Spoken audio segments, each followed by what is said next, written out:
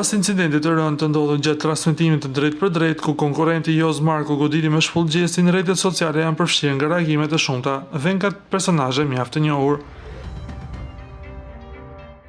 Fancat dhe emrat të njohur nga bota e artit dhe showbizit shqiptar shprehin ndjenjatën e tyre duke cilësuar aktin si të papranueshëm dhe duke kërkuar që Jozi të përballet me pasojat ligjore të veprimit të tij. Në anën tjetër, përkraja për gjestin ka qenë jashtëzakonshme duke kaluar edhe kufijt shqiptar.